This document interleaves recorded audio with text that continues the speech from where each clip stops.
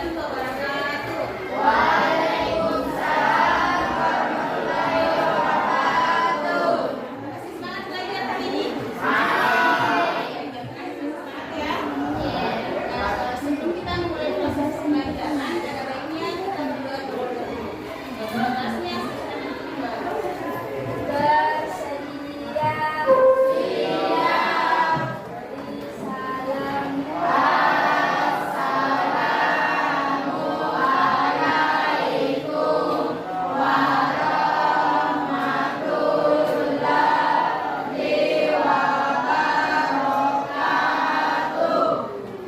Sebelum kita belajar, marilah kita bersama membaca doa dalam doa dimulai.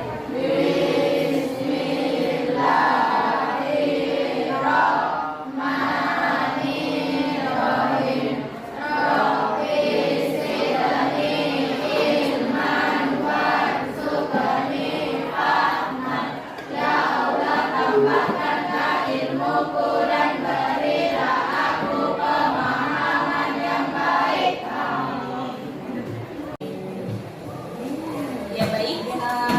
Hari ini ada yang tahu kita mau belajar apa? Ya, kita ini mau belajar tentang peluang teoretik suatu kejadian. Nah, sebelum memulai proses pembelajaran, terlebih dahulu kita sepakati dulu kesepakatan kelas selama kita proses pembelajarannya. Yang pertama itu kalian itu harus menyimak penjelasan guru, tidak boleh ribut selama proses pembelajaran. Kemudian yang kedua, tidak boleh makan selama proses pembelajaran. Kalau minum itu boleh. Nah, kemudian yang ketiga, hanya bisa isi satu kali saja, kecuali ada yang urgent. Selanjutnya, tujuan pembelajaran kita pada materi peluang ini yang pertama, siswa dapat menentukan titik sampel dan ruang sampel suatu kejadian dengan menggunakan diagram pohon dan diagram tabel.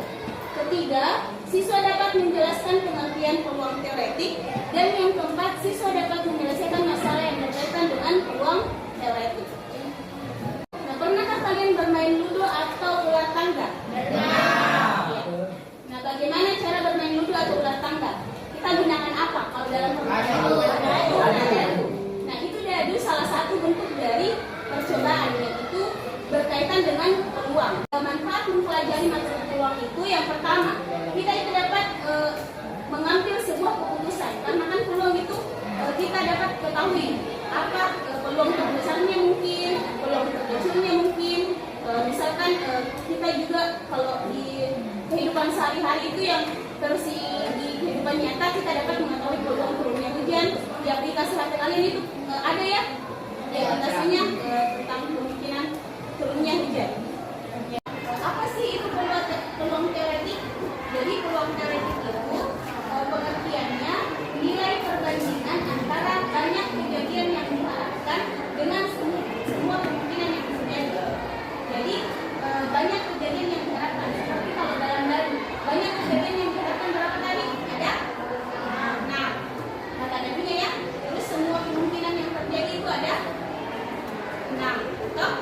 Jadi kemungkinan yang terjadi itu bisa saja satu. Misalkan kalau kita harapkan yang muncul itu mana ada satu. Jadi kemungkinan yang terjadi itu hanya ada satu saja. Karena kita ingin yang muncul itu mana ada satu. Misalkan kalau kita main ludo itu kita harap yang muncul itu 4. Toh pasti ya. Jadi kemungkinan terjadinya hanya ada satu. Jadi untuk rumusnya itu adalah P sama dengan NA per NS. Jadi P-nya itu sama dengan peluang teoretik, N-nya itu sama dengan banyak kejadian yang diharapkan, dan NS itu banyak semua kemungkinan yang terjadi. Jadi selanjutnya kita bagi kelompok sesuai yang sudah kakak bagi kemarin. Jadi barisannya di sini kelompok 1, 2, dan 3. Bentuk di kelompoknya sesuai yang telah kita bagi.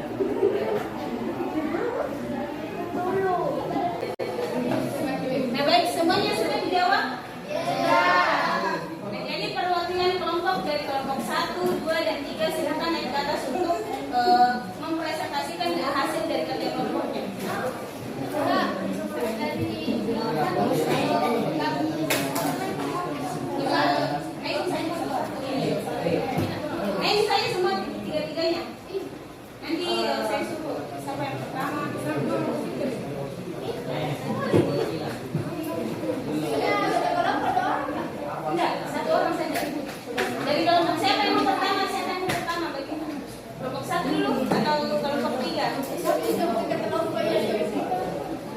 Coba kelompok 3.